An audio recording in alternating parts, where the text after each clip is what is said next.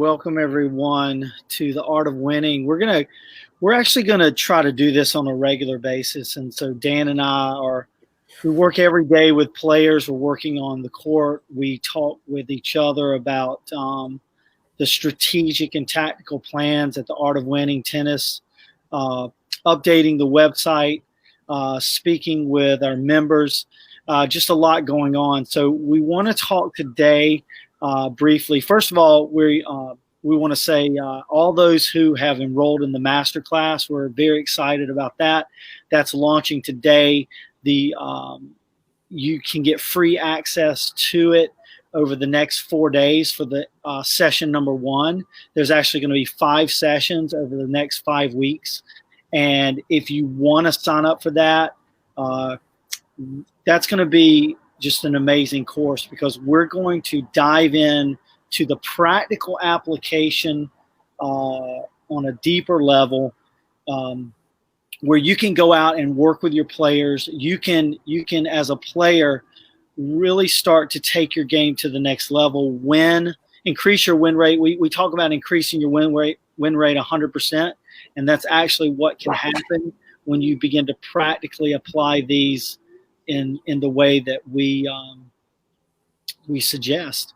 So anyway, we want to talk about the momentum scoring system today. Is specifically going out and getting data from a player playing a match, either a practice match or a tournament match, taking that data, analyzing it, understanding what actually is happening point to point, and how decisions are made by the player in order to maximize their ability to win multiple points in a row. So if you're not familiar with the momentum scoring system, just a brief explanation. The momentum scoring system is scoring the consecutive points that you've won or lost in a row. Okay, so we know the game score, 15, 30, 40, or even a tiebreaker score. But the momentum score is, if I win a point, I'm up 1-0. If I win the next point, I'm up 2-0. So I have momentum, right? If I can win 3 points in a row, we call that big momentum, where that really can shift the advantage in a big way to the player in order to win the game. We know that every game there has to be a 2 points in a row scenario that happens to create enough margin for the player to actually win the game.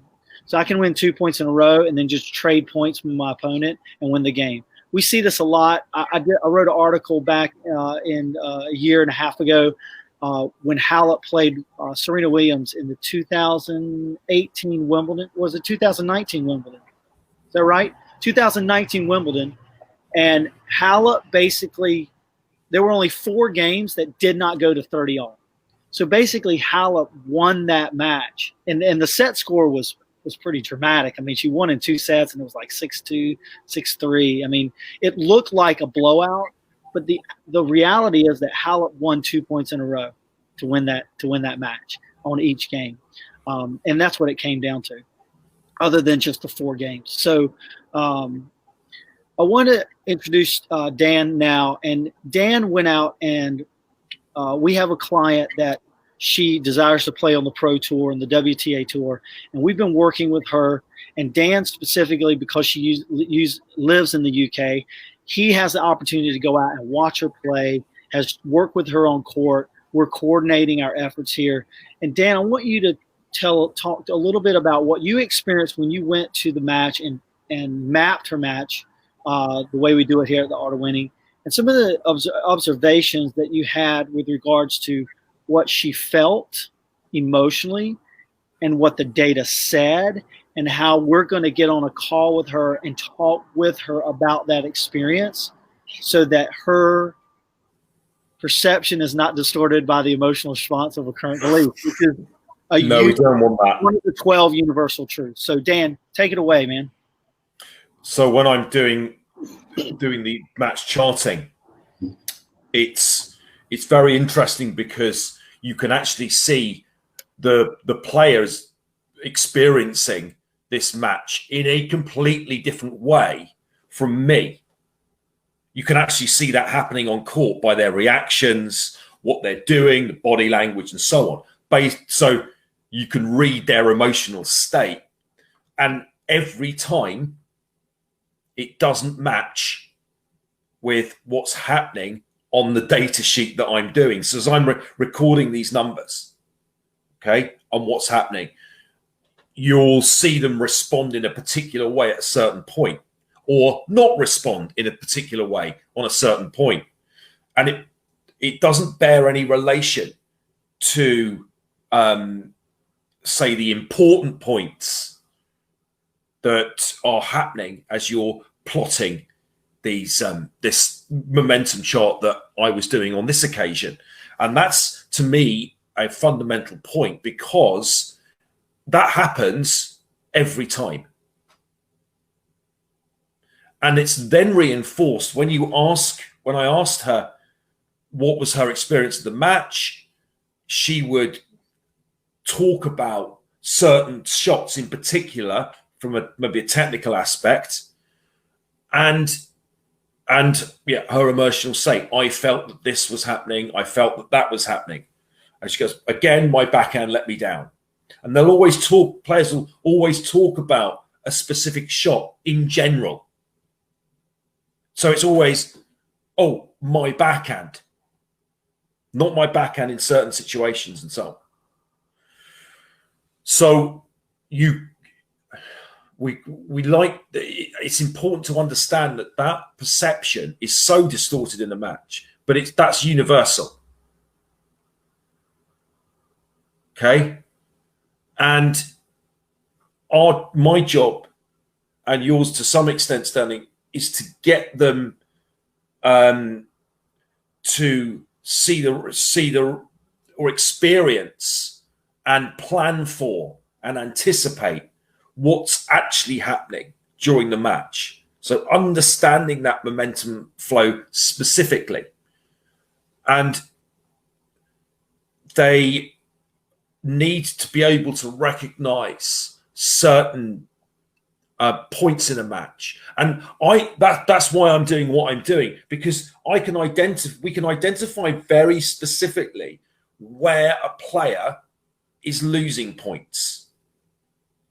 Because as we know, Sterling, winners don't win.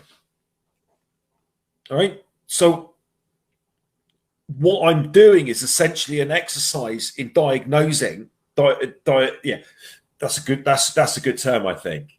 So we're trying to diagnose what is going wrong, where the errors are being made, on which specific problem. So yes, know what the problem is. Otherwise, we are judging or we're giving an opinion, right? What I want to do with my players, because it's hard enough as it is even to give an opinion, right, on a technical point to a player, let alone to tell them that one particular pattern worked. Okay? I need to be able to show them, demonstrate to them that, look, here it is. The data says that you, for example, I'll give that example. So if you hit a cage serve, okay, at the player's body, followed by a forehand, every point you did that, you won. They won't experience it that way for I would say a couple of months working with me. It takes about that long for them to start to perceive it in this way. But this particular player had 100% return rate, if you like, or win rate when they ran that specific pattern. So cage serve, forehand. When I asked them to guess which was their most successful pattern, they had no idea. Okay, so which of the first strike sequences was the most successful? No idea. Okay, and then I asked, when I told them it was cage serve, I asked them then to guess how successful they were when they executed that particular first strike sequence. And again, they were way off, actually to the negative. Right, so they were saying, or she said in this case, 60%, maybe 70. No, it was 100% success rate on that first strike pattern. So look, there's this gap, if you like, between what the player perceives and the tennis math, if you like, that I'm recording here and we're doing with our charting. And it's closing that gap. Okay. That's what we're trying. That's what we're attempting to do. I mean, look, you can try with your player, and I wish you the best of luck to try and win an argument. Right? You can go, look, you're wrong about this and this and this, and it shows you, look, and then we got to do this. It's not going to happen because their perception is essentially an emotional one. It's an emotional reaction based on previous experience. Can we get that principle up? Because, yeah, so perception is distorted by the emotional response to a current belief. So if they believe that they're inconsistent, for example, or that their backhand is poor, even though my data may say that their backhand actually held up quite well during a match, they will bash that backhand. They will blame it during the match, and they will blame it after the match, and they will blame it during practice. It will be a permanent problem because their belief is that it's their backhand's fault, right? It's their technical problem, and that's part of the gap I'm talking about. The gap between what the data says and what they believe is the problem, and what we're trying to do isn't by charting the matches. There you go. I've won the argument. I'm right. You're wrong. You've got to do X, Y, Z, because that's just not going to happen.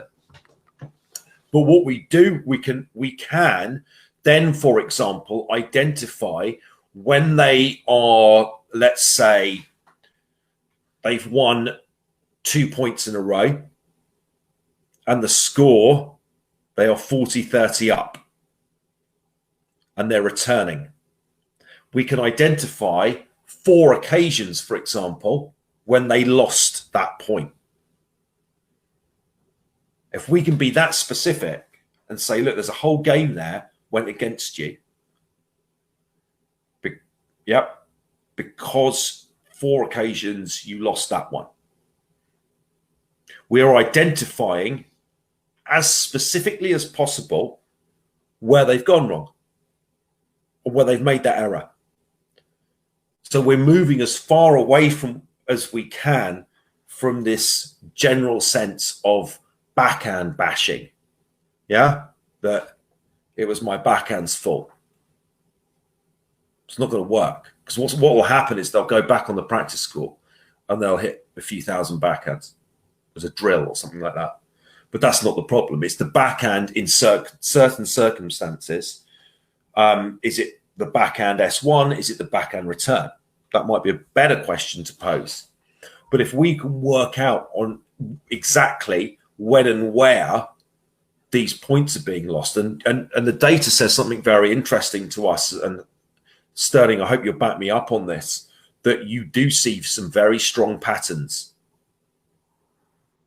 So if players are losing points, they will be losing specific points on the serve or return, on specific sides. And that, when we've identified that, you can see it, and imagine how then we can go onto the practice court and say, look, that's what we're going to do. We're going to practice that scenario when you're 30-40, when you're 40-30, up or down. Let's say you're 40-30 down and you've lost 2 points. We're going to, there you go. So yeah, let's actually look at this the chart we developed. So this was her when she was serving and she was up in the momentum score. And what we did was, through the data that Dan mapped, I was able to break down, okay, what were the score scenarios that showed up in the match? Did she win or lose the point in this score scenario? And was she serving or returning? So we can see that when she's serving here, the blue here is she actually won the point. How many times it happened? How many times did she win it? How many times did she lose it? And what was the win percentage? So there were 5 scenarios that showed up specifically when she was up in the momentum score. 1-0, 30 all. She actually lost this scenario. It happened one time. She lost it. And then you can go down 2-0, 30 all, 1-0, 30, 15, 2-0, 30, 15, 1-0, 15, 30. If you go down to return, she lost a couple of scenarios, both where she's up in the momentum score 2-0. So we've always talked about this, where if you've won 2 points in a row, you're trying to go for that third point. Okay. The probability of you winning the third point in a row is around 25% of the time. Now, you can increase that win percentage and bump it up if you play a super smart first strike pattern. And what do we mean by super smart? Well, we talk about when you're up in the score as a player, your confidence is high, but your concentration is low. And the reason why your concentration drops when you're up in the momentum score is because you've won multiple points in a row. You feel really good about yourself. Your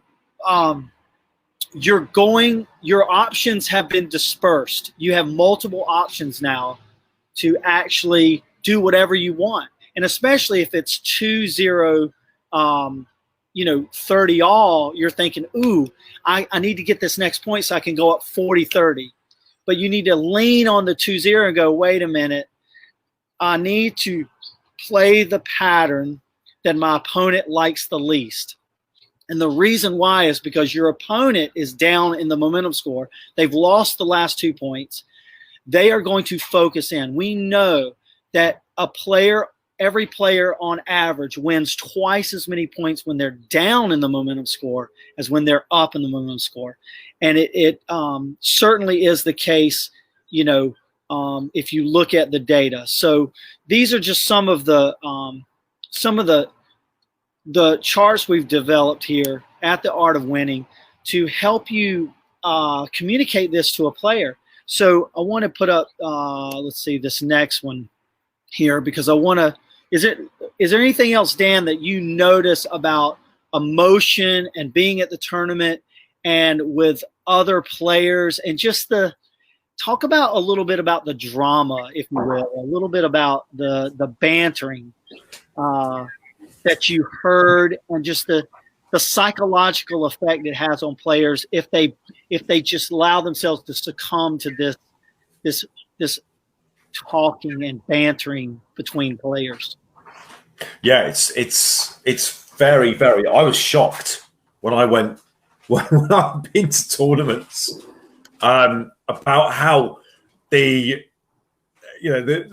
emotions play such a big part, and the kind of observations of other players tend to be about the opponent's personality, and that's quite that's.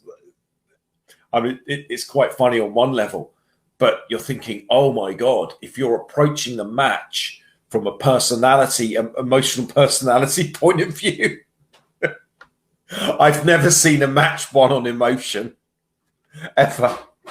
And you can hear players before the match. The coach like, how do you feel? And the players go, I feel good, or I don't feel very good today. Yeah, you get that, don't you? And I go, well, I don't know. My mood, I'm up, I'm up or I'm down.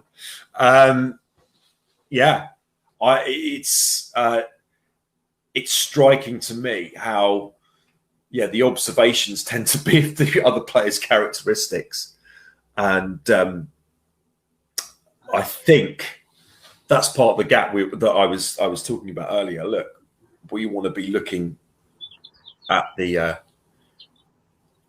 data here. Yeah, what is actually happening? So here's how we can use data that I just flashed up. So yesterday, I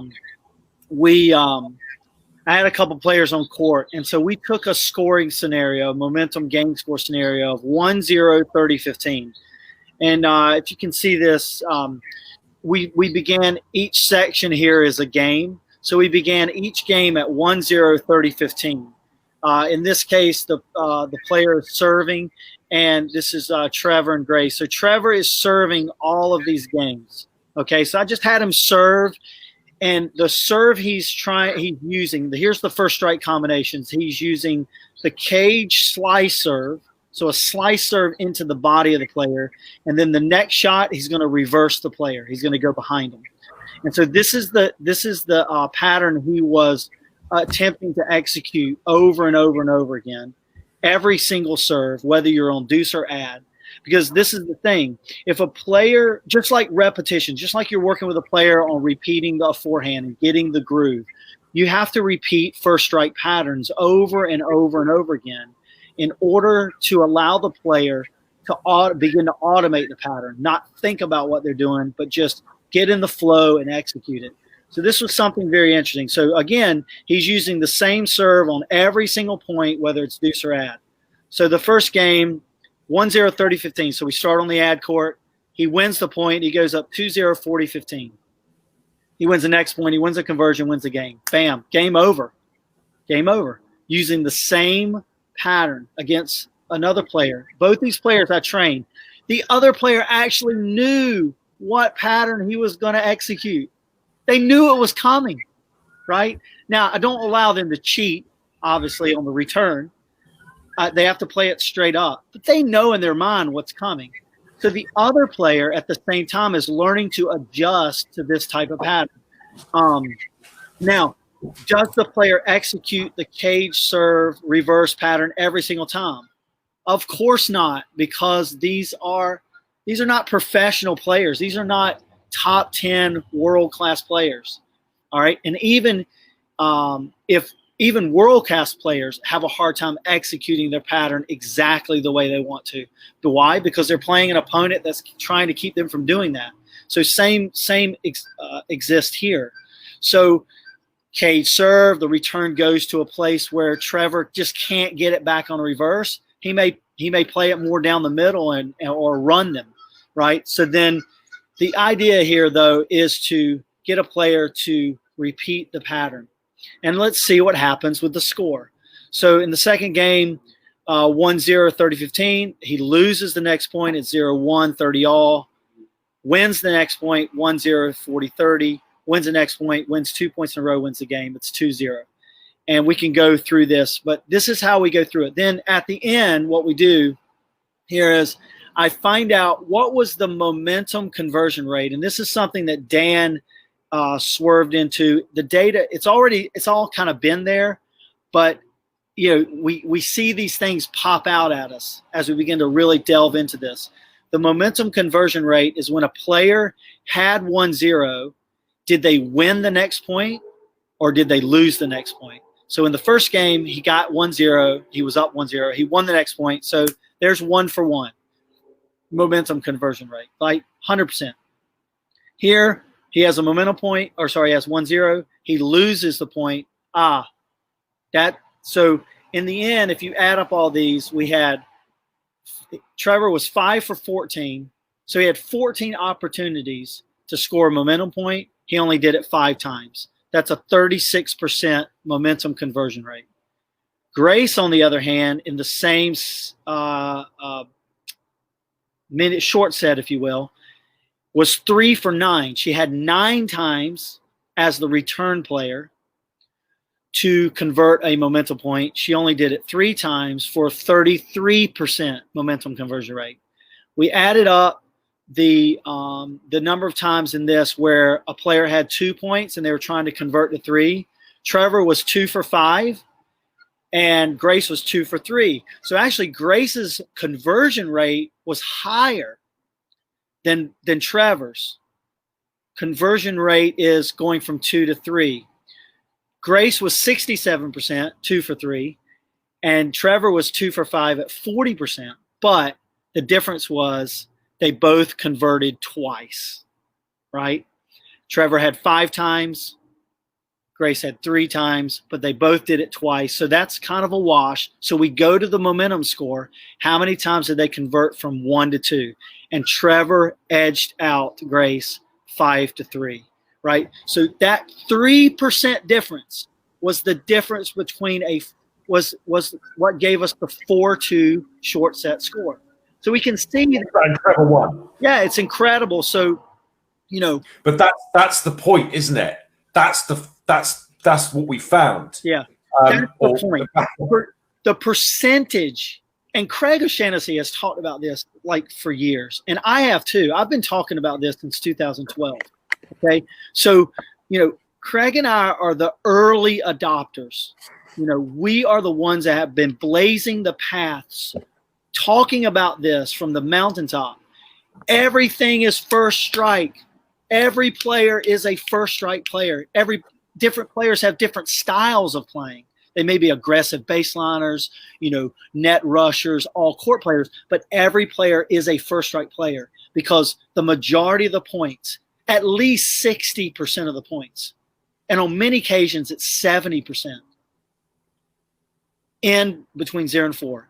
And you have to, as a coach, train your players to deal with this section of the point. The beginning of the point is the most important part of the point. So you've got to train a player to serve and then play the next shot. Return, play the next shot, right? Not just serving, not just returning, but playing those shots in sequence is what allows a player to become more automated in their decision making. They pick out what pattern they like the best. They play it when they're down in the momentum score.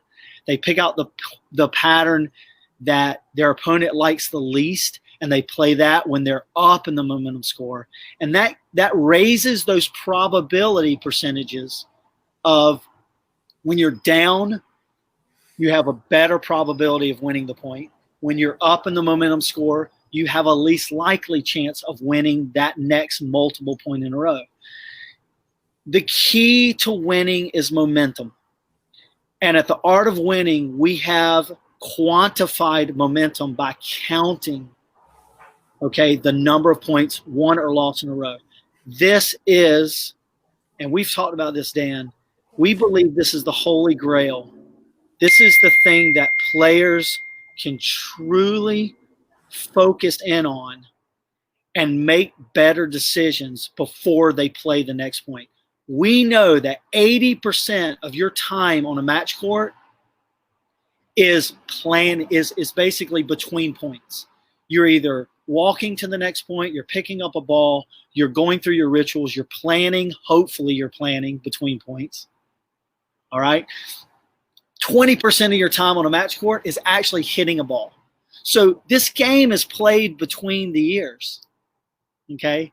And it's played in your heart, right? We've got to align the emotional part with the mental part, and that's what we're attempting to do with developing game scenarios, challenges here at the Art of Winning in our membership portal for all our members, coaches, and players. And listen, there's a lot of people getting on the bandwagon. Right. And I told you this, 3 years ago, Dan, that, a lot of us, sort of pioneers in this mindset, we've been surfing the big wave. Some of us have been surfing it, Craig and I, for a decade. Right. And so many coaches or players were standing back and watching us, make mistakes on this huge wave, but we were catching it. We were out there doing it. And so now what we want to do is help those who want more information about how to teach this, how to get a player to psychologically understand what's going on, how to differentiate between what they feel and what is actually happening based on the number of consecutive points they're winning and losing. So I hope that this video cast help you clearly understand what the problem is, what the solution is. I go back to the latest French Open match between Nadal and Djokovic. 5 to 8 shot rally length, 50-50 win percentage for the players. Above 9 shots, above 13 shots, 50-50. 0 to 4 shots, Nadal, 48% of the points. Djokovic, 26% of the points winning. There's the match right there, right? But in the highlight reel, we don't see that. We just see the shot rally links, 5, 6, 8, 9, 20, right? They never show the 0-4 because that's boring. You know, it's over, right? There's no excitement in 0-4 as far as watching it. But that's where all the excitement is when it comes to winning tennis matches. That's where the focus has to be for each player. So, Dan, any last thoughts, takeaways from watching our player here in the UK and navigating this?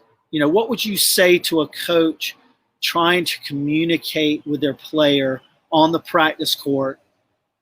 Should there be more explanation or more questions by the coach? What do you think?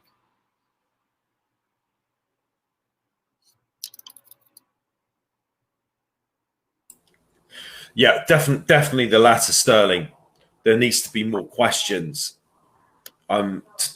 directed to the player.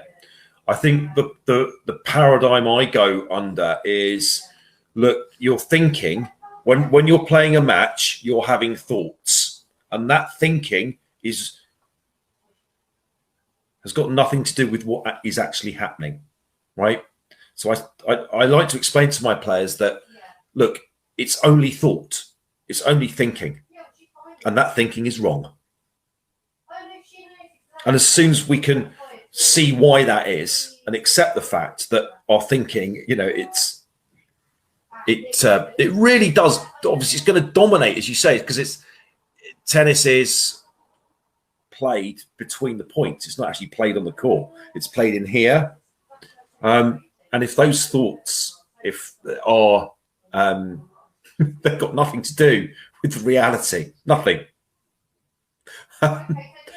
And we've got to kind of gently get the player to appreciate that. And over time, they start to develop a much more accurate way of approaching matches.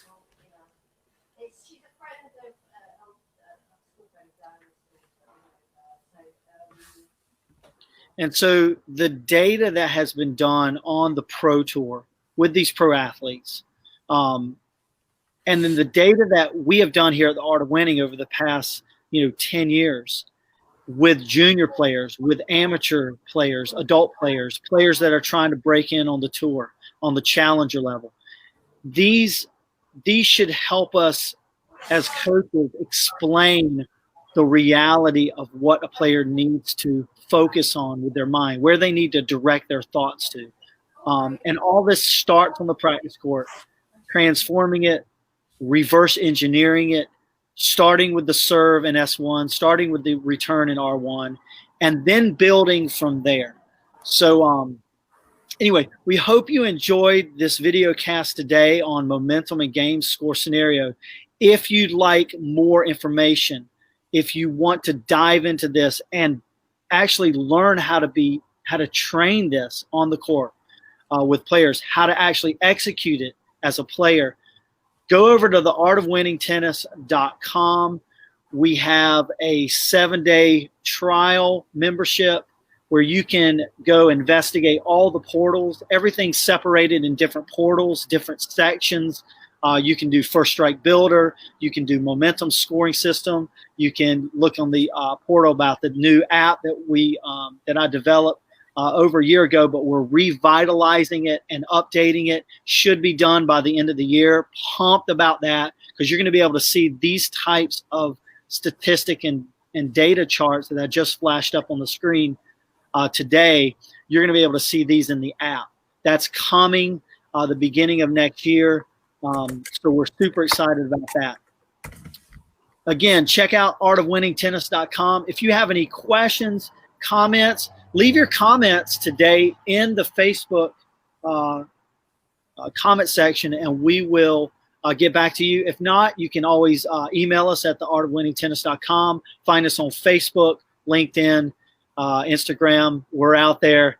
You can get in touch with us, and we'd love to talk to you. So thanks again. Thanks, Dan. that is great. We're going to get on a call with our player very shortly and go to work. So thanks again. We will talk to everyone very soon.